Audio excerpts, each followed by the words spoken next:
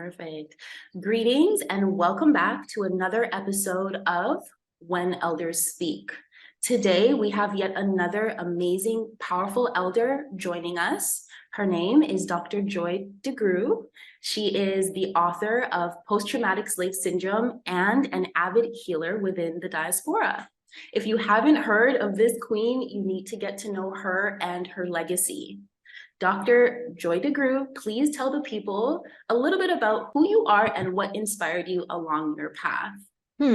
Well, who I am, I'm the daughter of Nellie and Oscar. My mother and father grew up in Louisiana, and my grandparents, my mother's grandparents, are from Belize. So those are the shoulders that I'm standing on. And my father went to the 6th grade. But he knew that he wanted his children to be educated. He knew that he could not raise us in the South because he was going to raise us to not only be free people, but free thinkers and to be activists and advocates for our people. And he knew that we would not survive in Louisiana. So he moved us, the whole family, to California, where my brothers and sisters got very involved in the 60s movements. My brother was affiliated with the Black Panthers. My sister, who at the time was really involved in political activism, and all of us have remained in that lane as it relates to working for and with our people. As I got older, I began to kind of notice some things that were going on in my community with my people that didn't make sense for me. Even as a child, I would hear people denigrate each other because of their Blackness. They'd call you black, this, you black. And I'm like, because my father called himself an Asiatic Black man before Black was beautiful in America. So I'm going, but you are Black. So what's that about, right? And as a kid, it didn't feel right, but I didn't understand what was wrong with it. I just felt like it hurt, it would sting, but it would sting even more that someone that looked like me was calling me Black, and that was supposed to hurt me. Why was my Blackness supposed to hurt me? I mean, that was a piece that kind of was a mystery for me until, of course, I got a little older and I started doing a deep dive into things like, she was pretty, but she was dark skinned, or he was nice looking because he was light skinned and good hair, all that kind of stuff. I wanted to find out, as a social scientist, which I became, I wanted to know the etiology of that. I wanted to know, where did it start? So that began my quest, which led me to historical trauma. And in fact, led me to Africa, 7 countries in Africa that I visited. And in trying to understand the etiology, I realized that it wasn't African people, but it was this episode in our history where we were dehumanized and made to despise all that was Black. And so, again, that's how my journey began. I think spiritually, I've always been really committed from the time I was quite young. I used to get in a lot of trouble with ministers because I would question stuff. I always have. I said, there's no way in the world a creator, however you view that creator, would somehow punish me for using the apparatus given me to think and question. Right. So I got thrown out of a number of places. And I am a Baha'i, I'm a member of the Baha'i faith, which is the central theme of which is the belief in the oneness of all humanity, that all humanity is one. And I believe that with every fiber of my body and my spirit. And I think that it is that travesty that we have a delusion that we are separate. Amazing. Just as a side note, finding your work, I grew up in Canada, but my family is Jamaican.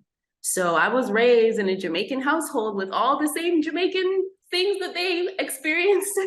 And it was like, where is this coming from? But the trauma is so deep that in that generation, there's just no changing it. And being here now, the work is so powerful. I believe in one of your, in one of the podcast interviews you did, you were saying it is our responsibility, all of us, every single one of us, to work through that. But nonetheless, because we know that is such a deep topic, can you share what you feel the key characteristics of eldership are? Oh, wow. I think if you were to, and part of me is also a clinician. So I'm a therapist, mental health person. And I think that part of what all human beings are trying to find is their true selves. We're in search of the true self. And if you think about your childhood, I remember being doing some clinical work and asking the children in the room, and even some of the adults in adult settings, who lights up for you when you walk in the room? Who is that person or those people that make you feel like it's your birthday every time they see you? Oh my God, look at you. There she is. Who is that person? And more, there were so many people where there was no one. There was no one who lit up in their presence. And that was my grandparents. Yeah. My grandparents, my elders were those people that made me feel special. That my grandmother used to tap her head when I was so small, I was looking up at her hand. She'd go, "You're smart, Joy. You came from smart people." She would tap her head all the time. And I remember the feeling that gave me. And it didn't matter, nobody else. But when grandmother did that, like I knew that grandmother thought I was smart. I knew that grandmother and my grandfather, they believed their grandchildren were good people, were worthy people, were smart, were special, were capable, were leaders, even when we were little. And of course, that made for some problems for us as children because we kind of went into school believing that, right?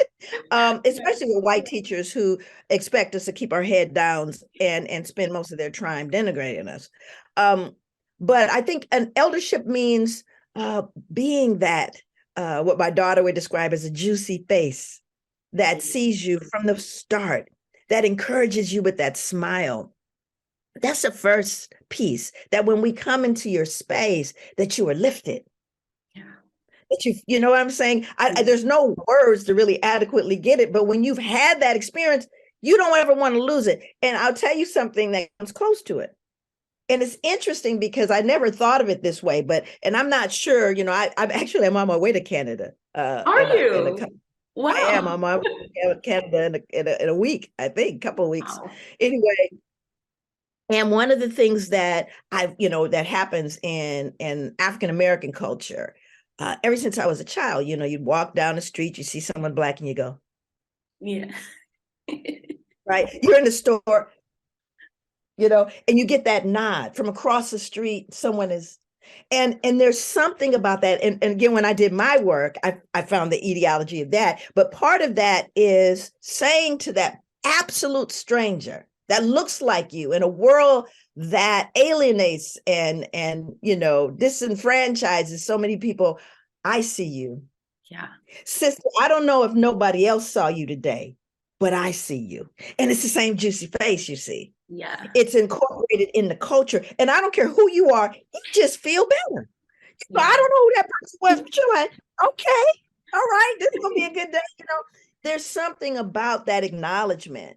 And I also believe that as part of eldership is being deliberate and intentional. I have a role in my culture. I have a role in rites of passage. I have a role, and I need to lean into it fully, because one of the things that happened, and I promise you it'll be the last example I gave. I got I was living in Portland at the time. Mm-hmm. And my car was in the shop. So I took a bus from, I dropped off the car to another place, my office, wherever I was going. Mm-hmm. And while I was on, there's these young Black males, and they're grabbing their crotches and cursing. And, first of all, I'm standing. Okay, there's a problem here. I'm standing. Right. And I'm clearly an elder. And they become so rambunctious and vulgar that the other adults have moved towards the front of the bus. Yeah. And I turn to them and I say, "Do you see me standing here?" All I said, "Do you see me?" And they, "Oh, my bad. Oh man, she clowned you. Oh man, no, hey, look, here, take a seat." I had to remind them. Yeah. Do you understand? Whoever had not, I'm not going to succumb to let me move. I'm going to bring you back to your intrinsic nobility. Right. I'm going to remind you of who you are so you can remember who I am. Right. Does that make sense?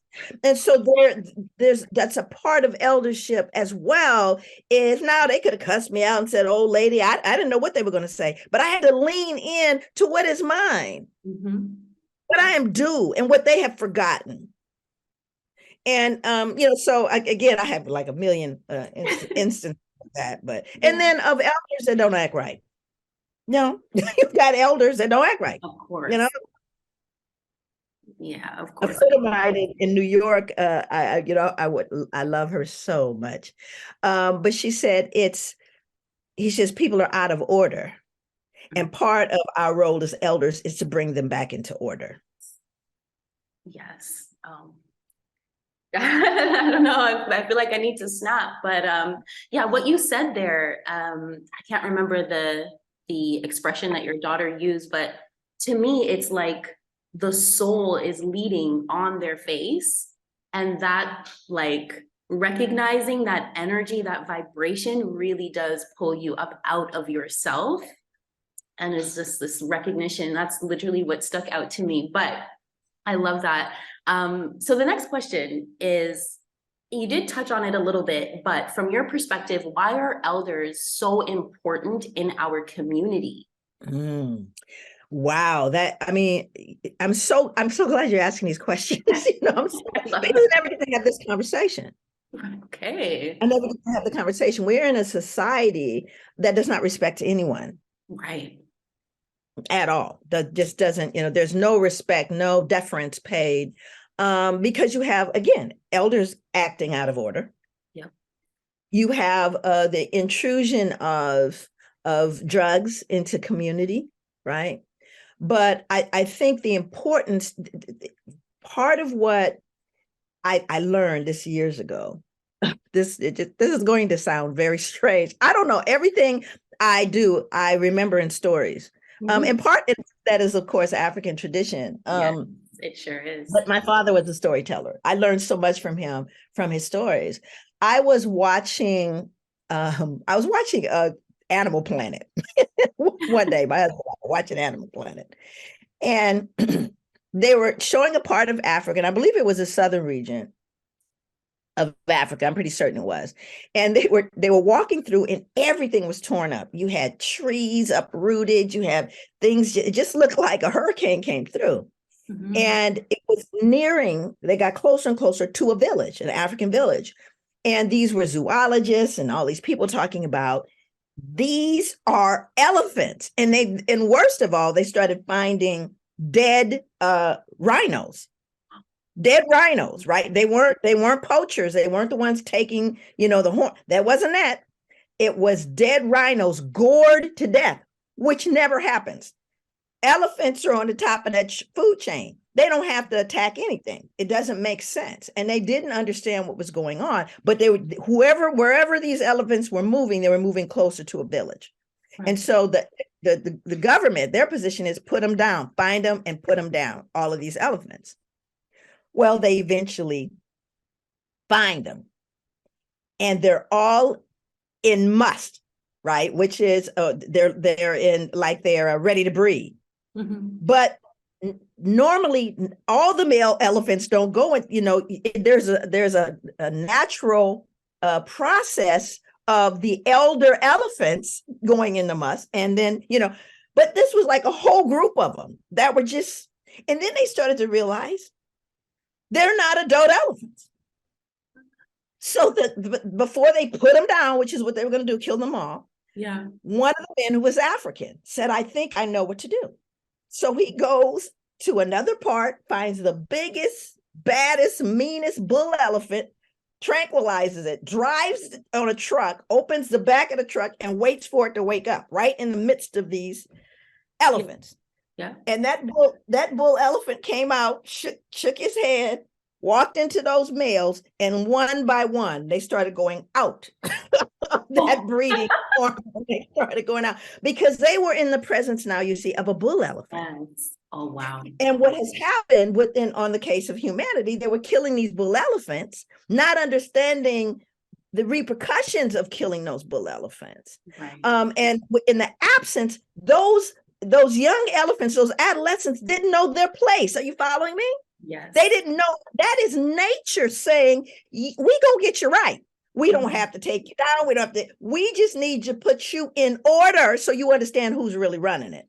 Right. And so I think on a biological level, the presence of the elder brings a sense of order and appropriate order in the space. Yeah. And so that becomes, for me, as an adult female elder, I have a lot of different roles that I play in helping those around me really, one, get solidified developmental stage of life, but also the balance, Yeah. right? Creating balance. Yeah. Wow. Yeah. Loved that story. As a matter of fact, we learn through stories. So share all the stories that come through today. So you say like just their presence is just so powerful, but what can we, the community members, do to honor an elder? How would you like to be honored? Wow. When I think about it right now, I've started a class. I travel extensively and I'm writing, and then I have a life. Somewhere in the middle of it, I try to have a life. And because I'm traveling so much, I wanted to do something for my community, maybe even if it's once a month. Mhm. So I started classes in my home, and we start off with devotions. Mhm. We break bread, and I talk to them about faith.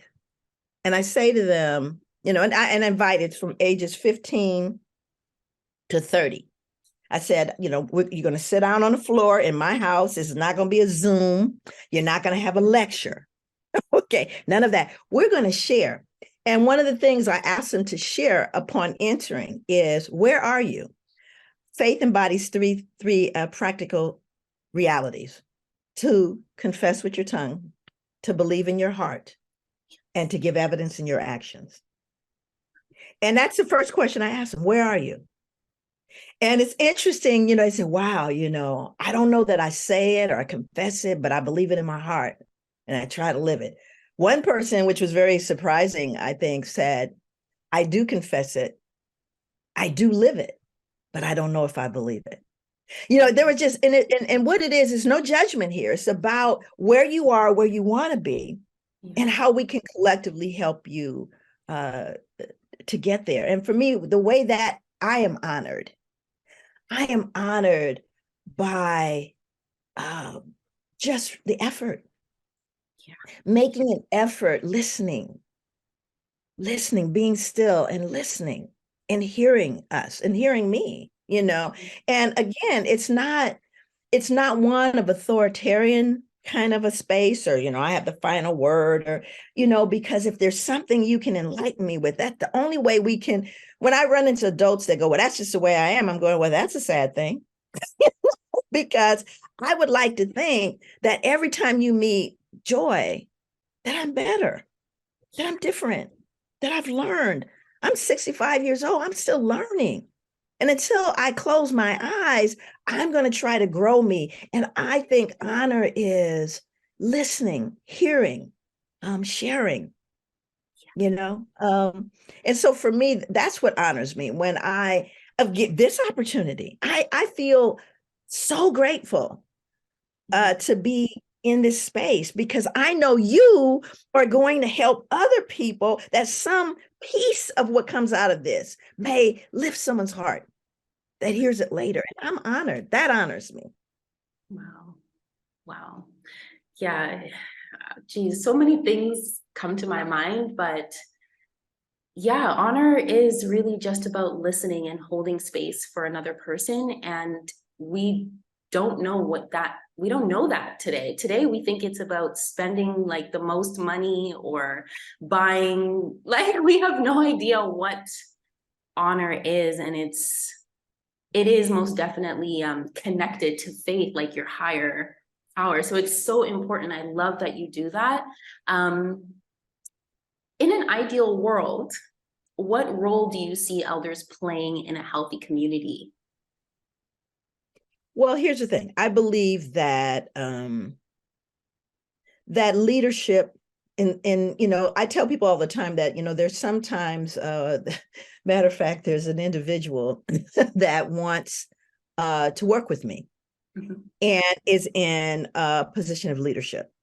Okay.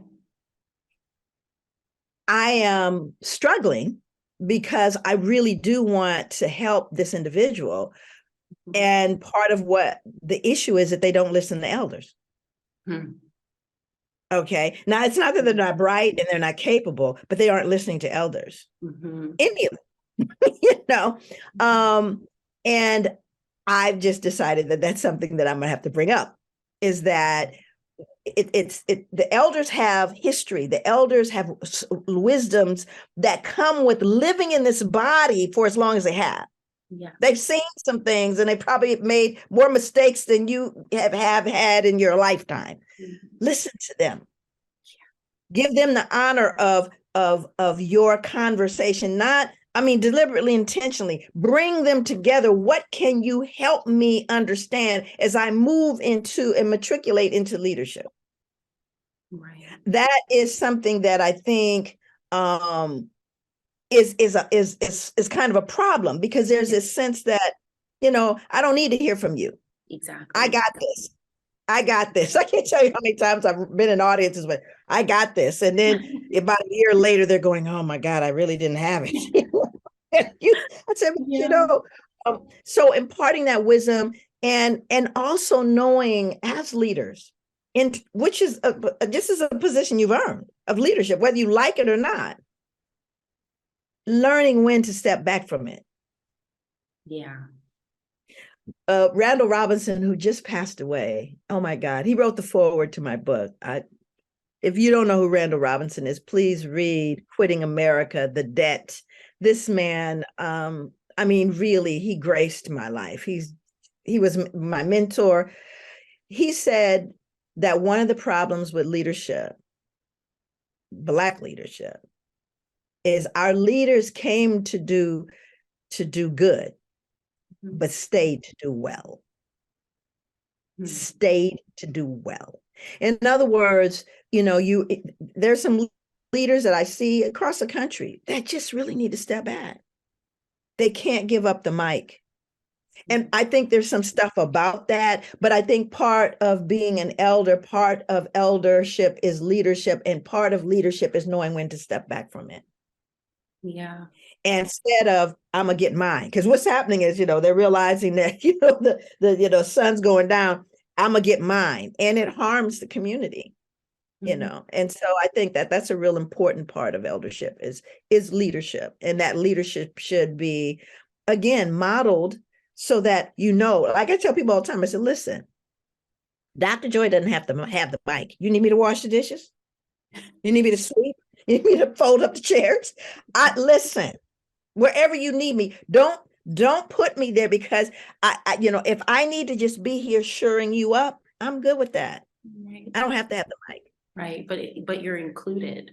I think you opened up, I don't know if you opened up saying this or if I got this from what I was listening to earlier, but like oneness, right? So the ego is definitely dominating and is going to teach these people some lessons, because that's ultimately what the ego does. It reverts you right back to this like higher state of consciousness, a higher knowing, and knowing that this is togetherness, this is us and not me.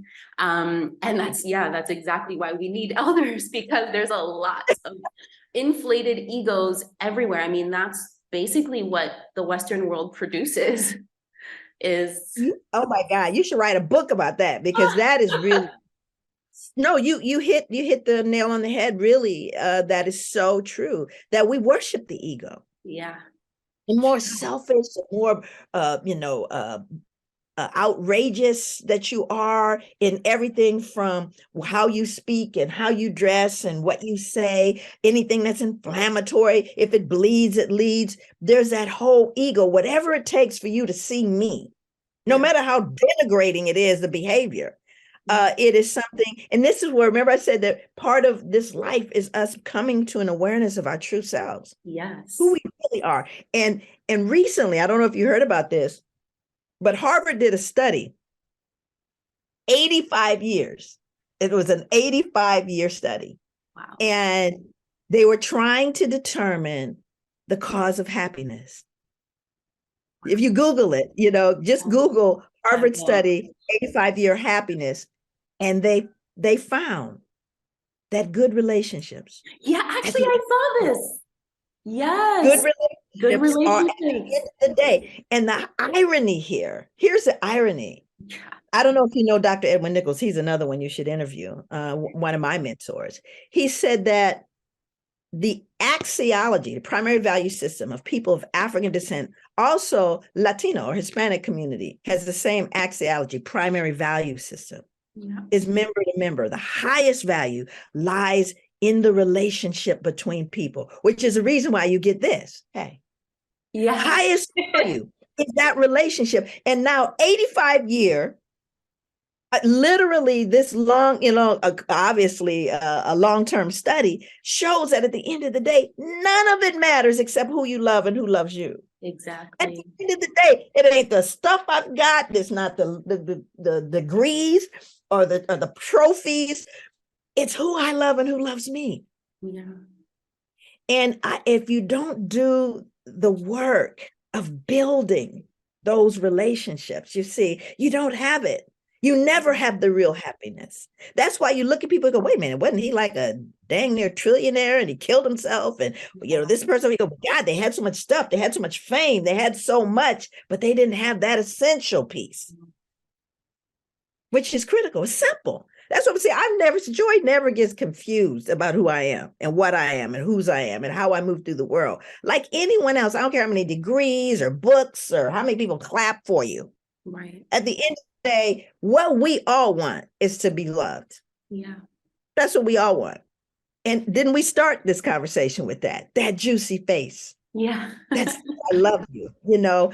I mean you know, and again, we got a lot of problems that have been built on that ego and materialism, all the things that you said. But as an elder, I got to speak truth, and that's the truth. I don't care who you are, how many stripes you have. You know, I'm gonna do that. Yeah, wow, this is so important, especially because like I feel like the number one topic these days is relationships, who's right and who's wrong, and no one understands that like love takes working on yourself and working on how you love, and it's like and understanding the other person, you know, like understanding them, but also staying whole and true within yourself. Like there's so much that can be unpacked around that. You see, like that's like the number one search topic, I swear. But I love your answer and your response, and best believe like people are definitely getting some value from what it is that you're saying. But this brings me to my next question. What is the significance of rites of passage programming for young people of African descent across the world? Okay, so what, and I have, you know, I was involved in rites of passage as a young person in my community. We had in Portland, which is, I mean, I told people I lived in Portland 25 years, they said, I didn't even know people Black were in Portland. Really? In Portland on purpose? But we had one private Black school, Wow. and it was called the BEC, the Black Educational Center. And it was a house. It was a house that I don't even know if we even actually owned the house. And it was very interesting because in the Black Educational Center is where my children went, right? Until they closed it. Only went to the fourth grade. I mean, it was all funded by us. So, you know, it wasn't a lot of money. You know, families didn't have a lot of money. But what was interesting about it was when you come to pick up your child, you would meet with Mama Nana or Mama Ayoka, and they would tell you if this child behaved like an African child. Right. So I would be standing there with my son inevitably, and he would be looking at me, and he'd look down and he'd go ahead and speak to your mom. I did not behave like an African person today. Oh, I go, okay. And we would get into, but the idea was, and you would move through, you could go into you matriculated up into different classrooms, like Martin Luther King, Marcus Garvey, Harriet Tubman, you had classes that you would matriculate into.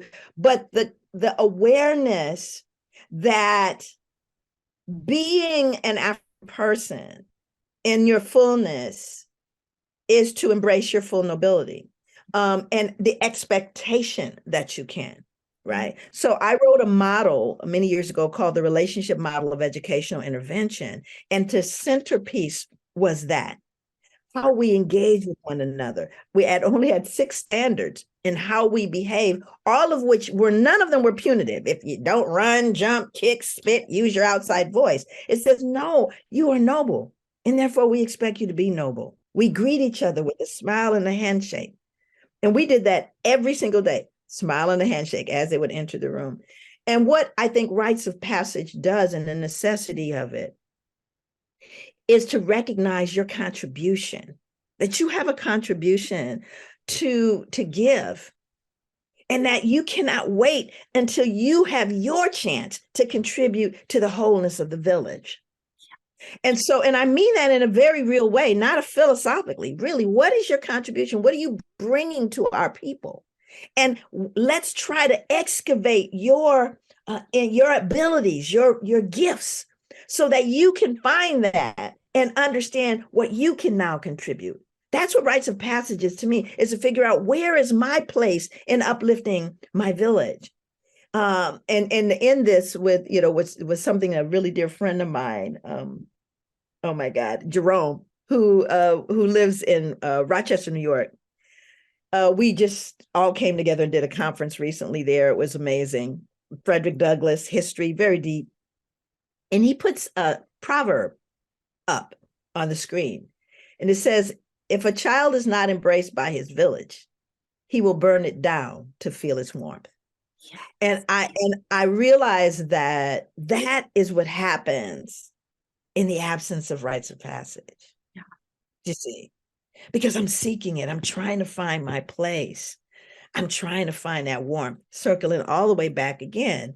And it is our responsibility to be deliberate and intentional and helping them matriculate through their responsibility in contributing to the village. Yeah. Wow. Like, super powerful. I love that. Most people, when they think rites of passage, they think about the independence and the coming of, but not as like, your responsibility to the community and this excitement that comes with this rites of passage. And like, it brings me back to 2 things. One, it brings me back to the elephants, the story of the elephants earlier. And then it brings me back to Of Water and Spirit by Malidoma Putri Some, just how he had to go through his rites of passage to then appropriately and wholeheartedly give back to the community and like fulfill his path. And like, just, it's so funny how in the community is really how we find our independence,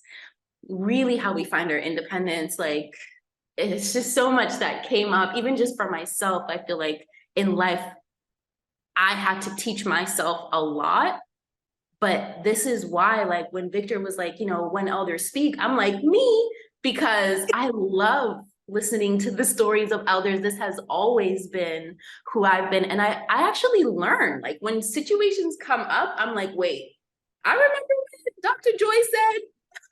No, like, what I mean? But anyway, that was amazing. Last couple of questions. So how long have you been facilitating rites of passage work exactly?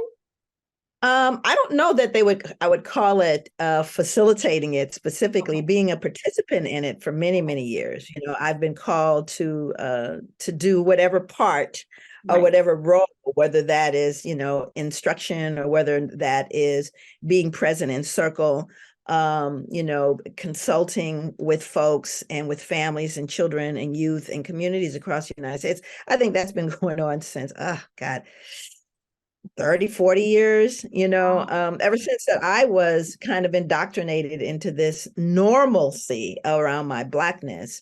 The moment I could get hold of that and understand it, I got involved in African dance. Both of my granddaughters and my daughter are African dancers. I've always been engaged in this process of this movement. Sometimes, a really dear friend of mine, Billy Mayo, she talked about this whole idea of, racism and white supremacy in America. And she said, whenever Black people decide to do something, like whenever we come together, everybody freaks out, they're gathering. There's 4 of them, get the police, She talked about ultimately looking at the world, and it's a nice, we are the world kind of view on one hand, but I don't think we ever pay attention to what allows us to be together collectively. For example, she said, if we looked at the world as an orchestra, you have a string section, you got percussion, you got, wind instruments, you got all these different things. And collectively in their unique disciplines, they come and they bring a beautiful sound, a beautiful music. But every now and then the string section has to meet alone. It's got to meet alone, not to be alone, but it's got to meet alone to hone its skill, to contribute to the orchestra. And to me, part of what rites of passage is taking that time alone to hone those skills, to bring to the orchestra. Right. And I think that's, for me, that has always been a part of my life. I didn't always know it at the time, but sometimes, you just have to lean into it and let the spirit carry you. And what has happened for me is through my life, lessons where I have even fallen, and we are all going to fall, even to help people understand falling and getting back up, right? How critical that is. That's a really important thing, because sometimes you have young people that don't understand how to deal with failure, and not understanding that failure is an opportunity, right? It's, we have an opportunity to learn. And like you said, I used to sneak in, I would sneak in where I was always interested in what the big people were doing. Yeah. They would look at me and go, what are you doing here? Yeah. I was always kind of wanting to know those pearls of wisdom, right? I wanted to know. And they would tell me, yeah, not right now yet, not yet. Okay, you can come, but here's some things you're gonna have to do first, So I was excited about that, just like you, I always was. But it's about really doing the work. When people know better, they can do better. Right. And so for me, I think that's been a part of my life, all my life. So would you say, maybe this is, maybe it isn't, but what would you say over the years, the biggest lesson that you've learned doing this work? Oh, wow. Just one of. Biggest lesson. I think the biggest lesson I've learned is courage. It's about having courage. And courage doesn't mean that you're not afraid, is that you do what you have to do even when you are afraid, right? Because I trust that someone will catch me, if I fall, and that they will help me when I fall. Not if, but when, because it's not if. You fall, you will. It's the getting up that's important. And I think that takes courage. It takes courage to fail in front of people. I remember being so low at a point in my life where I told the audience, I said, I'm not okay. I'm fighting dragons and they're winning. I cannot stand in front of you and pretend I'm okay, because I'm not okay. Yeah. And I need to be safe to be able to say that. Yes. I need to be safe to be able to say that I'm not okay. And I got to trust that you're not going to beat me up because I'm not okay. Right. It's real interesting the way we look at people, and we tend to forget that people are human and we have our own foibles and we have our own struggles.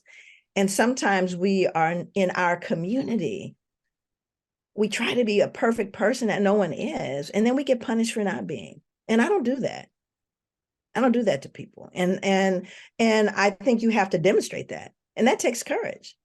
It takes courage to be wrong and to own it. Yeah. So I think that to me was the biggest lesson. And I think I'll tell you, I can operationalize it in a story. Here in Georgia, when it gets hot, they call it hot Atlanta. It really is. It's hot, hot, right? And everybody anybody that you see, I'm looking at my neighbor now walking with his the little girl.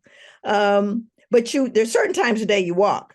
It's not when it's scorching hot, right? You wait till the sun goes down. There's different times. So one day I was walking, doing my walk, the sun was going down. It wasn't quite as hot. And I was just doing my kind of walk through the neighborhood. And there were about 3 or 4 other elders that were in front of me. So it's me, and then there's about maybe 4 elders. We're all elders in our community. We're walking. Mm-hmm. And in front of them are a group of young people. Clearly, it's after school. Because you can see they still, they have backpacks and stuff, but, they're being rambunctious, they're sagging, and they, being loud. And as I'm walking, I'm behind the elders. I noticed the elders cross the street. So now the young men are walking towards me. And so I'm looking at them, and I'm looking at the elders. And as I approached them, it's a whole group of them. I said, "Hey, stop. They all stop. I said, "Tell me, what do you plan to do with your life?" And then all of them start laughing. I said, No, don't laugh, because you better be thinking I'm coming to you next. Right. So the young man says, "I want to be an entrepreneur." I said, "Good. What kind of entrepreneur would you like to be?" He says, "Well, my uncle, he owns a barbershop. And, I'm learning how to cut hair, and I want to have my own spot." I said, "Great. So what do you think, what are you doing in school, to help you learn that stuff?" And he starts talking. Next thing you know, the other ones are chomping at the bit. They can't wait for me to ask them. Yeah. Because they have dreams. They have dreams. They have hopes. And it got to the point where if I was walking and it looked like I was going to miss them, they would wait. They would wait just so they could tell me what they were doing. And then I thought to myself, those people crossed the street. Yeah. Their elders crossed the street because they didn't want to have contact with them. Right. I said, what message did that send? Yeah, exactly. What message did that send? And again, whatever's going on inside of your body around that, you've just harmed them. Yes. Right? These were kids, and they were like any kids. They were excited. They wanted to talk. Let me tell you something else. I said, even if you want to look at it fast forwarded, I tell you what, they know Miss Joy. And if somebody would have tried to do something to Miss Joy, to go, "Oh no, you're not doing something to Miss Joy, because I have a what with her? I have a relationship with Miss Joy." Right. But you crossed the street, right? You crossed it when you're scared of them. You know what I'm saying? And I'm not being idealistic. I'm being pragmatic. These are not a bunch of kids with, these are kids come from school. Right. School. And so I'm thinking, what's going on with us that we've become that alienated? And it's not that every group of Black kids, sometimes you do need to cross the street. But, I'm just saying that I think we just have to pay attention, and we've got to give it a chance, and we do that by having courage, standing in what you know to be right, and,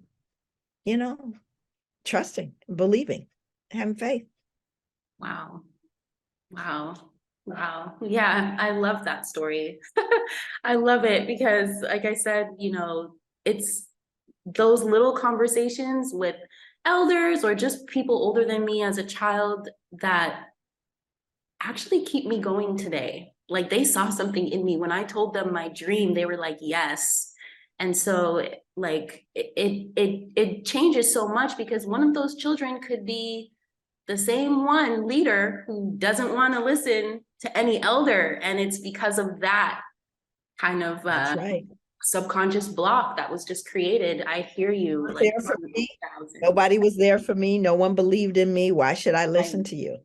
No, I totally get it, Yeah. And sometimes it takes, and everyone knows, the studies have shown, it takes one caring adult that can turn someone's entire life, no matter how hard it is. One caring person can do that, and you may be looking at the person that's going to, fix some of the major problems of the world. And you rob the world, you rob the world of that goodness, of that potential, and you're accountable for that. You're accountable. I always think to myself, what did I not listen? What did that mean? And let me try um, to make my ledger one that is full of the right things.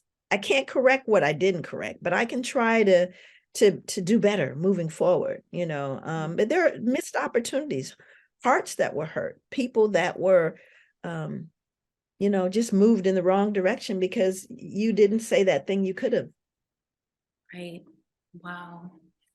Wow. Well, bringing this amazing interview to a close, my last question, do you have a call to action for African youth across the world? Absolutely, and especially right now. And that call to action is to begin to address what I consider to be the assault on truth. Hmm. I think we have to bring the truth forward, and on every level, on all levels, and particularly Black youth, to embrace yourself, to honor those shoulders that you stand on, and to honor those that paid for you to be here.